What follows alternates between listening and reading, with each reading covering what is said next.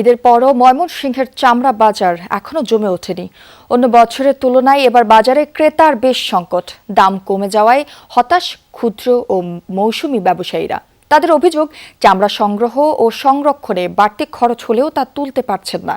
এতে লোকসান গুনতে হচ্ছে। ভোগান্তি ভুলে চলে আসুন রিগালে। ওয়ারেন্টি সহ স্টাইলিশ কালেকশন নিয়ে রেডি রিগাল ফার্নিচার। যাই 2-4টা চামড়া কিনছি, কিন্তু কোন এটা বেচবার মতন কোনো ভাবই বুঝতেছি না। এই ধরুন খাসি চামড়া অন্তত আমি 40-42টা চামড়া সংগ্রহ করছি। 40-42টা তো 16টা চামড়া আনছি, আর দিকে কাটিয়া কুত্তারা জ্বালাইছি। যে 15-16টা আনছি এইগুলা এখন আমার লবণের টেয়াই ওই বাচ্চা না। ক্ষোভে এভাবেই হতাশার কথা বলছেন ময়মনসিংহের শম্ভুগঞ্জের চামড়া বাজারের ব্যবসায়ী সুগ্রীম রবিদাস।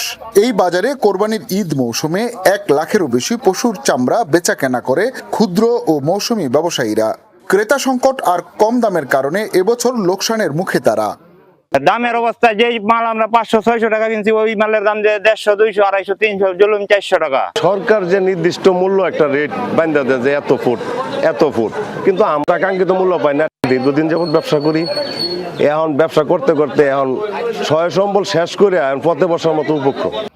বৃহত্তর ময়মনসিংহের শেরপুর, জামালপুর, নেত্রকোনা, কিশোরগঞ্জ, টাঙ্গাইল এবং পার্শ্ববর্তী সুনামগঞ্জ সহ বিভিন্ন এলাকা থেকে চামড়া সংগ্রহ করে এখানে নিয়ে আসেন ক্ষুদ্র ও মৌসুমী ব্যবসায়ীরা।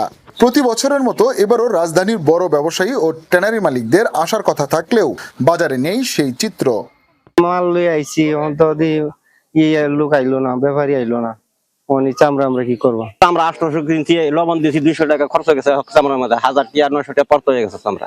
কোম্পানি সাহেবরা আসে না, তারা সিন্ডিকেট করে তারা আসে নাই। আমরা উপায় কি? 40,000 টাকা লস। কত বাস আমরা বেঁচে গেছি, শেষে চামড়া 80 টাকা করে বেঁচে গেছি, গরুর চামড়া 80 টাকা। প্রতিটি চামড়া সংরক্ষণে লবণ, শ্রমিক, মজুরি ও পরিবহন খাতে 200 থেকে 300 টাকা ব্যয় করতে হয়। অথচ বাজারে এখন অনেক চামড়া বিক্রি হচ্ছে 300 থেকে 500 টাকায়। সরকার 30 টাকা ফুট দিচ্ছে, একটা চামড়া 20 ফুট 600 টাকা দাম, আমরা 300 টাকা কিনে গিয়া সরকারের কয় কিনবার পাশে তো সরকার কোনো পদক্ষেপ নেয় না। মানে যারা এটা ঘোষণা করে তারা যেমন সাহস দেয় আমরা উৎসাহ দেয় কিনা হয়। যদি পাশে ফার্স্ট আসলে আমাদের সাহায্য এটা করে দিত তাহলে হয়তো আমরা ভয় পাইতেন। ঈদ 15 দিনের আগের দিন মধ্যে কয়, পরে নাক ডেকে ঘুমায়। বৃহত্তর শিল্প, চামড়া শিল্প আজকে প্রায় ধ্বংসের পথে। আমরা চাই যাতে এই শিল্পটা টিকে থাকে, বাংলাদেশ অর্থনৈতিকভাবে লাভবান হয়। ব্যবসায়ীরা বলছেন, দ্রুত বিক্রি না হলে চামড়া নষ্ট হওয়ারও আশঙ্কা রয়েছে। চামড়ার ন্যায্য মূল্য নিশ্চিতে কার্যকর পদক্ষেপ নেওয়া না হলে আগামী বছর এ খাতে ক্ষুদ্র ব্যবসায়ীদের আগ্রহ আরও কমে যাবে। হুসাইন শাহিদ, যমুনা নিউজ, ময়মনসিংহ।